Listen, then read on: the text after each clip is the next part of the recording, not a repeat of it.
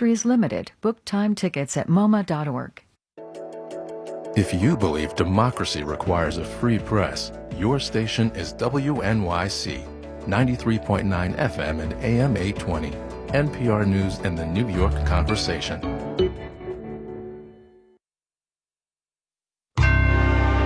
Marketplace is supported by Atlassian. 83% of Fortune 500 companies use collaboration software from Atlassian, like Jira or Trello, enabling teams to stay agile, aligned, and connected. Atlassian.com. Remember all those times I said in this space on this program that this economy is on its own? Congressional inaction has consequences. That is the moral of this story. From American Public Media, this is Marketplace.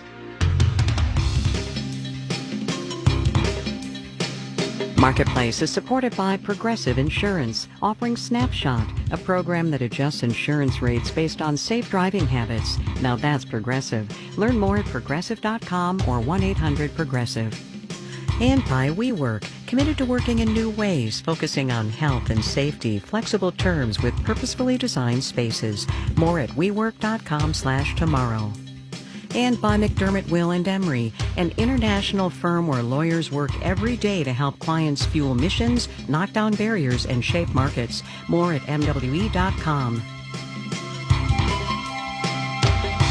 In Los Angeles, I'm Kai Ryssdal. It is Thursday today. This one is the 17th of December. Good as always to have you along, everybody. It is possible, we know, to hold two or more contradictory facts in your mind at the same time. For instance, it is a fact that altogether, almost 1.5 million people made new claims for unemployment benefits last week. It is also a fact that the day after Christmas, millions more people will lose federal pandemic jobless benefits.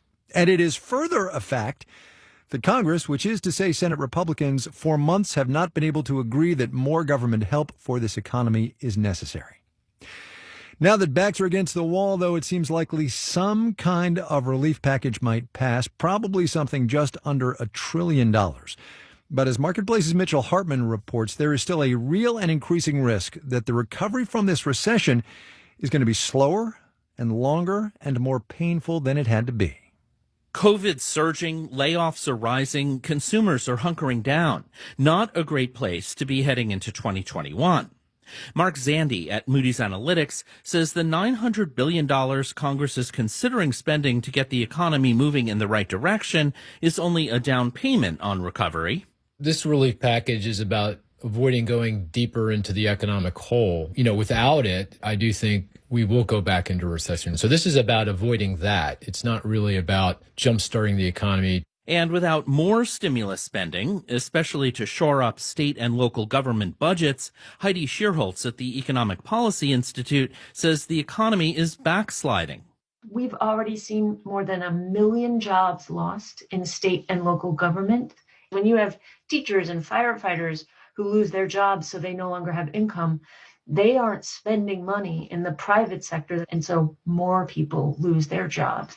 Zandi's hope is, by the middle of next year, as vaccination spreads and the consumer economy starts to reopen on a post-pandemic footing, that Congress will pass a much bigger, more robust stimulus bill.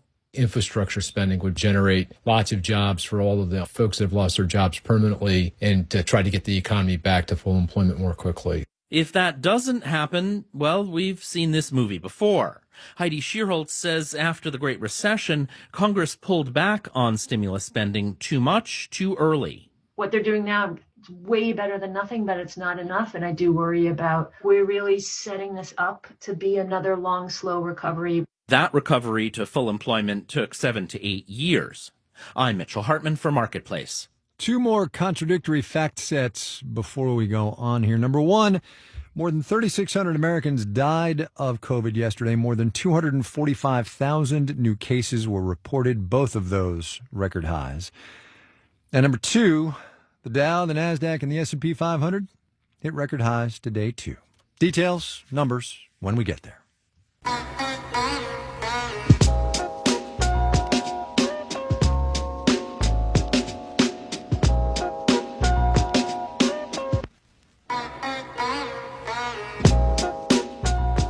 Mitchell mentioned the $300 a week in extra unemployment benefits that is said to be in the relief bill Congress is said to be talking about. Not often mentioned, given how much we've been talking about unemployment insurance since this pandemic hit, is that our unemployment system is 85 years old and hasn't seen a major reform since Gerald Ford was in the White House. Catherine Edwards studies unemployment insurance at RAND, and given how critical it is, that is to say unemployment insurance is in this economy right now, we thought it might be a good idea to talk. Dr. Edwards, thanks for coming on. Thank you so much for having me. So when the economy started going south back in late February, early March, and those of us who don't study the labor market and unemployment saw the crater that was happening, I think a lot of people were caught unawares. Were you surprised at all that the unemployment system sort of got overwhelmed? No, because the problems with the system have been known for decades.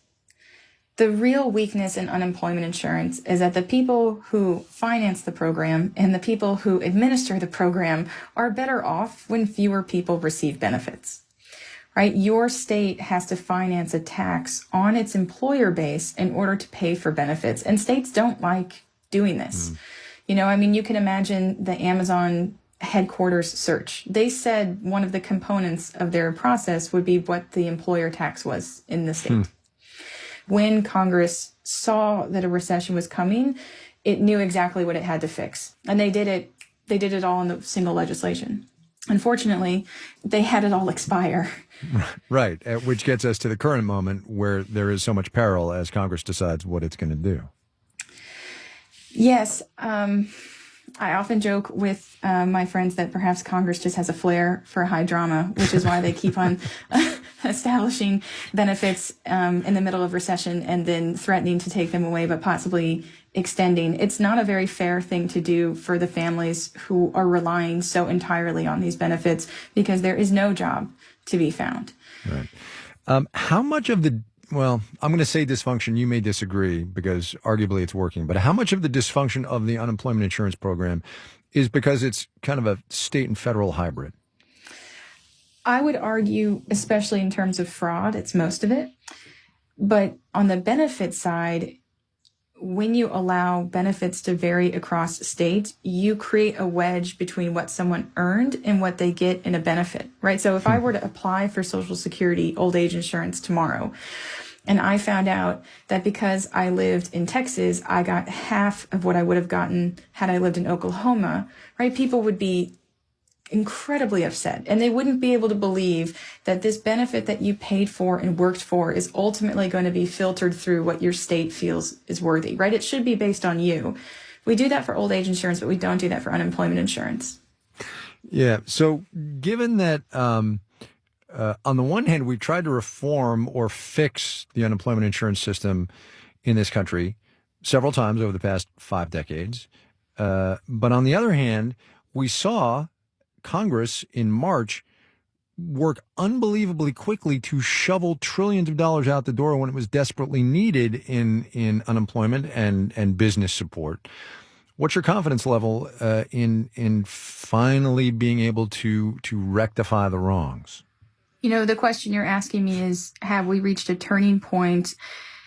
One thing that the CARES Act included that I thought was pretty incredible was that it added to the reasons for unemployment insurance caring for another person, caring for someone who had COVID, or caring for school children that had no other option.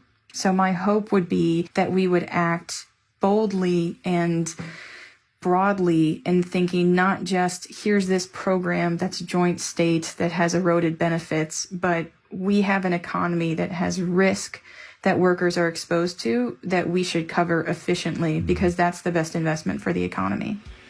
Dr. Catherine Edwards at RAND. Catherine, thanks for your time. I appreciate your thoughts. Thank you so much, Kai.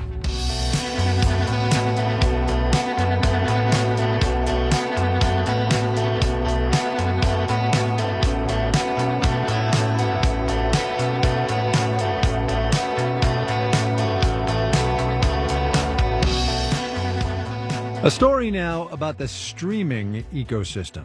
You've got the streaming services, the HBO Maxes, the Netflixes, the Apple TV Pluses, and then you got the devices, phones and tablets, sure. Increasingly, TVs themselves can stream directly. And then you've got the boxes and the gizmos, the Fire TVs, and today, for us, Roku, which has just made a deal with HBO Max, which comes just in time for the much-anticipated launch of Wonder Woman 1984 Christmas Day. The takeaway? This business isn't really in the little black box itself. Marketplace's Kristen Schwab explains. The streaming industry is growing fast. So fast that no single system has a deal with every app. So consumers are stuck buying multiple systems that, in theory, all do the same thing. You're going to see a lot more of that confusion in the months ahead because it's really now the programmers and these new operating systems that have to agree with each other in order to enable delivery. Tim Hanlon is CEO of the Verter Group. He says things will feel more streamlined once customers replace their old TVs with smart TVs. Until then, they need Roku or Amazon Fire TV Stick to bridge the gap. A Roku starts at $29.99, cheap enough for the company to sell lots of them. But, says Dan Rayburn at research firm Frost & Sullivan, that's not where they're making the vast majority of their revenue, and the margins on that are very slim. Roku makes about 70% of its revenue from deals with brands like HBO by taking a cut from subscriptions and ad revenue, which means Roku is only as good as its content. New content, fresh content, original content. Content has always been king. That doesn't mean content makers hold all the cards. Roku is the biggest player in the streaming device market. Emily Grosch is an analyst at Mintel. I think the biggest advantage is absolutely the number of eyeballs, the opportunity to actually drive subscriptions on that platform. And with Roku software embedded in lots of smart TVs, the company may evolve, but isn't going anywhere anytime soon. I'm Kristen Schwab for Marketplace.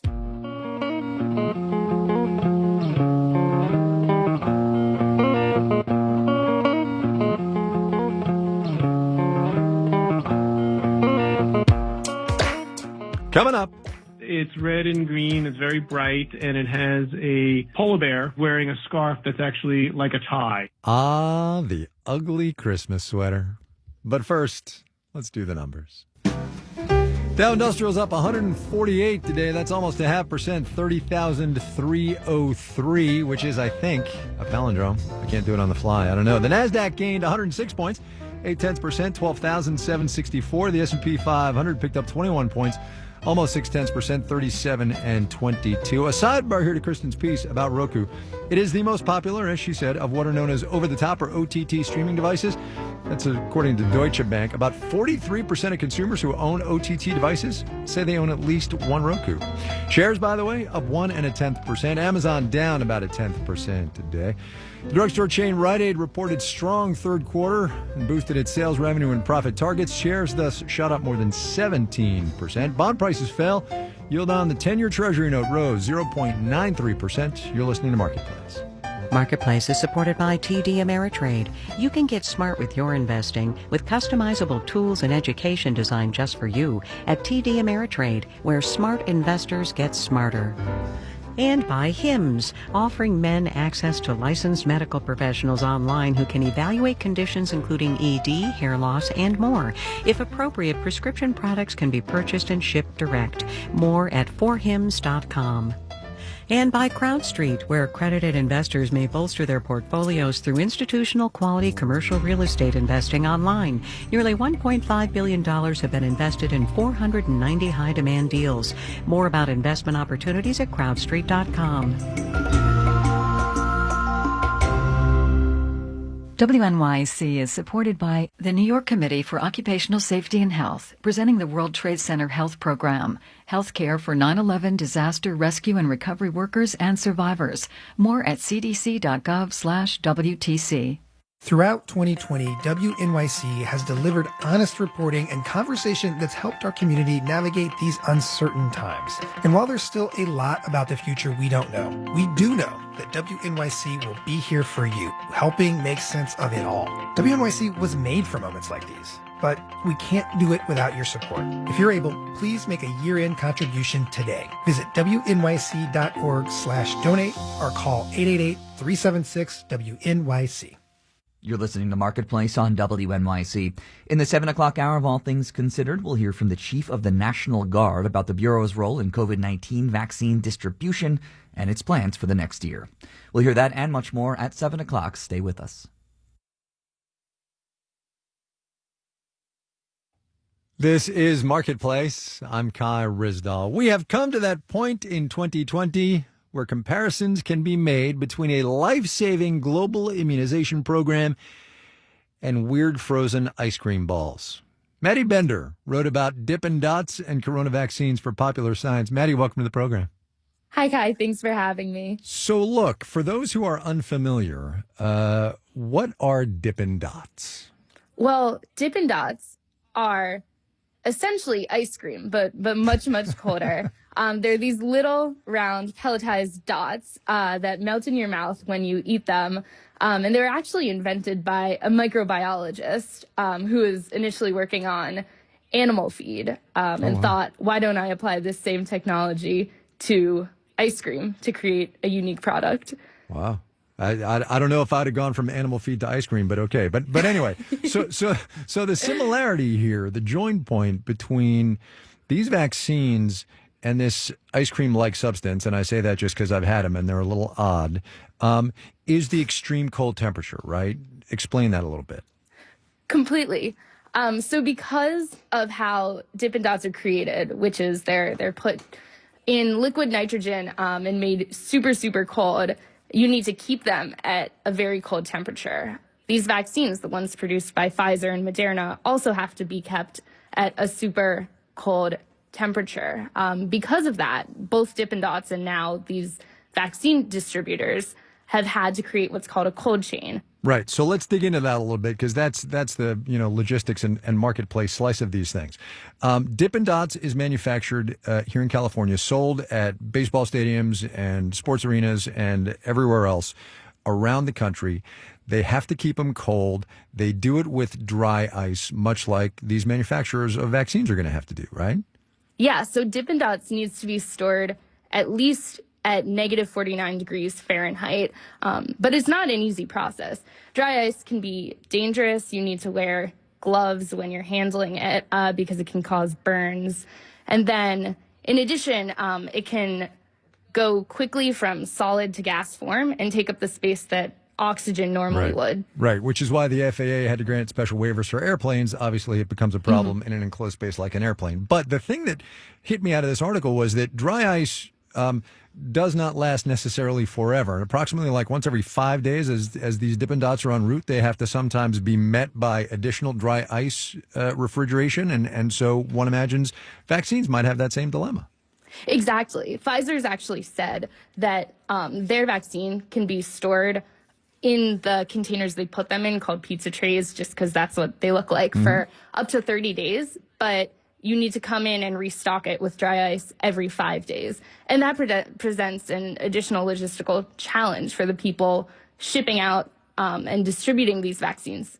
Did you look at all these vaccine stories and say, hey, wait a minute, Dippin' Dots is the exact same thing, except, ice cream instead of vaccines? It actually came up. So I'm in public health school right now, and we were talking about cold chain logistics. And someone brought up, hey, wait a second.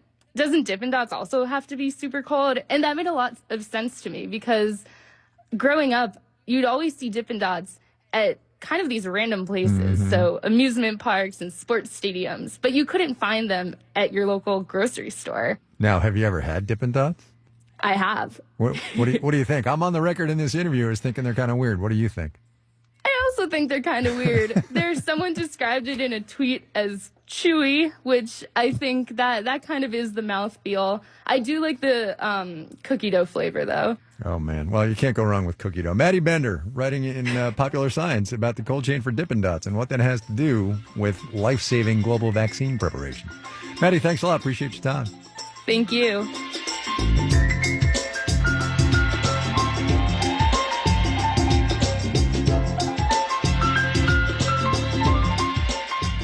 At some point reasonably early on in his presidency, Joe Biden is going to have to figure out how he wants to handle China.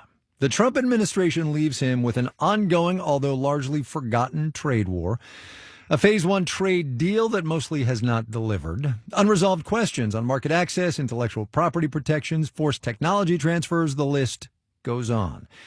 In the meanwhile, China has joined a regional trade agreement with 14 other countries in Asia, of which the United States is notably not a part.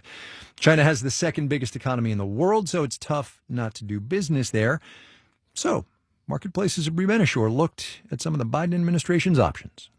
The toolbox when it comes to China is missing a few things. One really useful option of confronting China has been taken away. And that is to be able to use the World Trade Organization to be able to, bring cases against China. Chad Bown is with the Peterson Institute for International Economics. For the previous 10, 12 years, that had been the approach. And virtually every time one of those disputes was brought forward, and there, were 24 or so of these the United States brought against China, the United States would win the case, and China, for the most part, would fix the underlying problem. But the Trump administration blocked judges from joining the bench there, basically shutting down the ability of the WTO to settle trade cases. The Biden administration could reverse that. Then again, even when the WTO was functional, it didn't really put a stop to one of the U.S.'s major complaints with China, subsidies. Nick Lardy is also with the Peterson Institute. The rules on subsidies are vague, and as a result, there have not been very many cases dealing with subsidies. Plus, when countries sue each other over everything from airplane subsidies to unfair dumping of products, the cases can drag on for years, and by the time they're resolved, a lot of the economic damage has been done. There are, of course, tariffs, the favorite of the Trump administration. They already cover $350 billion worth of Chinese goods. The tariffs have not induced any kind of positive change, and in fact, the evidence is they're hurting the U.S. economy. David Dollar is senior fellow at the Brookings Institution. While Trump's tariffs haven't produced structural change, they might afford President Biden at least some leverage for getting rid of them. The smart thing would be to negotiate away the tariffs, which have not been very effective, in return for some clear progress on market access, intellectual property rights protection, forced technology transfer. History suggests, though, that's easier said than done. Another strategy open to Biden, targeting specific Chinese firms on national security grounds. That was a favorite under the Trump administration. I think the Biden administration is absolutely going to need that policy. Amy Selico is a principal with Albright Stonebridge Group. If you say, no, this isn't a trade dispute, it's actually a national security issue, the president or country can gain a lot of legal leeway. When it comes to the national security interests of the United States, having access to medical supplies, having access to rare earths that, as you know, are essential components in so many IT systems. Trump blacklisted Chinese telecom company Huawei, tried to cut off its ability to benefit from U.S. technology, even going after Huawei's deals with governments abroad. Selico says this wasn't just because of national security concerns. The U.S. also views Huawei as having received unfair support from the Chinese government and having taken the intellectual property of its competitors.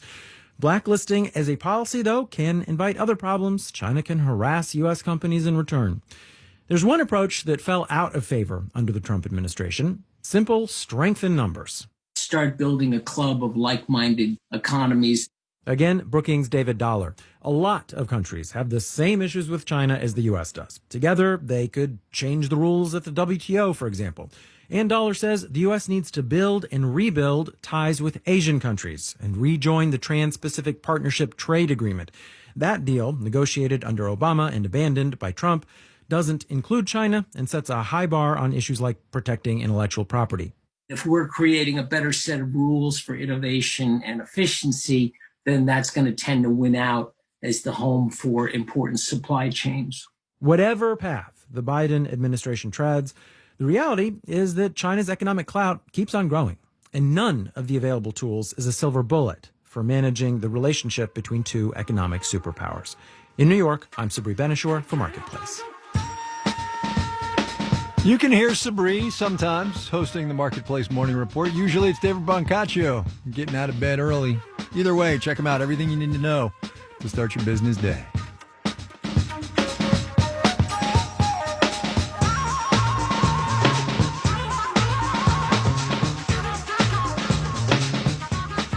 With the holiday season usually come lots of parties and chances to buy fun holiday clothes. Festive ties, perhaps, glittery gowns. Behind all those clothes, though, are lots and lots of companies, sequin manufacturers and fabric suppliers and dressmakers. And this year, with in-person parties pretty much out of the question, it's a challenge. Marketplace's Mariel Segarra has that one.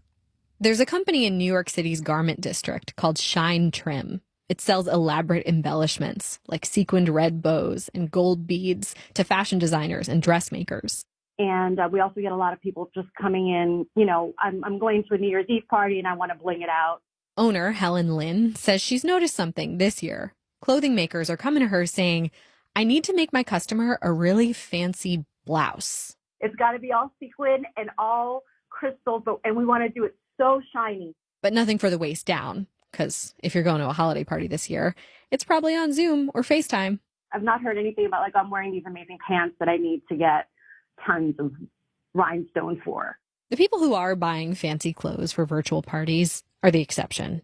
Lynn says sales are down by about half, and the company had to close one of its stores. Michael Londrigan is a professor at the Fashion Business College, LIM. Holiday attire took a major hit this year. He's actually going to a virtual holiday party for his college today, but he didn't buy anything new to wear, just pulled out an ugly sweater. His words, not mine. It's red and green, it's very bright, and it has a polar bear who is wearing a scarf that's actually like a tie. There is a possible silver lining here for the suppliers and makers of sparkly dresses and the like. David German owns AGH Trim Source in Manhattan, which sells about 4,000 kinds of decorative trim. He says his sales have dropped by at least half, but I think there's a tremendous pent-up demand that we're going to see when the vaccine really gets this under control. And once it's safe, he thinks people are really going to want to celebrate in person. I'm Mariel Segarra for Marketplace.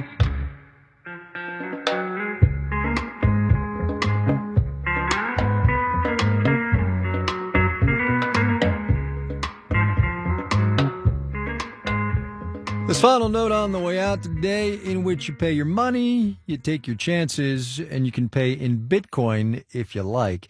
Coinbase, which is the biggest U.S.-based exchange for cryptocurrencies, filed paperwork with the Securities and Exchange Commission today for an initial public offering. It would be the first major crypto company to do that in the next year, probably 2021. Here, though, is the caveat emptor portion of this item. Bitcoin topped $20,000 yesterday. That is per Bitcoin. The granddaddy of all cryptocurrencies has tripled in value this year, so you know, nothing speculative happening there at all.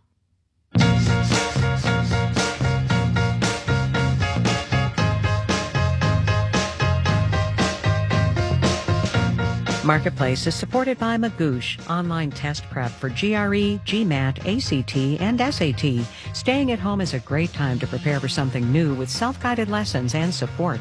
Magoosh.com. And by Fidelity Investments, introducing Fidelity Income Planning, helping to build a plan for income that lasts. Fidelity Brokerage Services, LLC, member NYSE, SIPC. And by Edison Research, dedicated to quality consumer research and public opinion polling for corporations and organizations worldwide. Learn more at edisonresearch.com/marketplace. All right, we got to go, but here is your Thursday moment of economic context in which I channel my inner Amy Scott, and not for the first time this week, I think. For the 15th time this year, mortgage rates have hit a record low. You can borrow money for 30 years to buy a house in this economy right now and pay just 2.67% interest on average. A year ago, a still staggeringly low 3.73%. Amir Bibawi, Siobhan Brett, John Buckley, Eve Epstein, John Gordon, Kat Green, Rick Carr, and Betsy Streisand are the Marketplace editing staff. I'm Kai Risdall. We will see you tomorrow, everybody. This is APM. WNYC supporters include GoFundMe,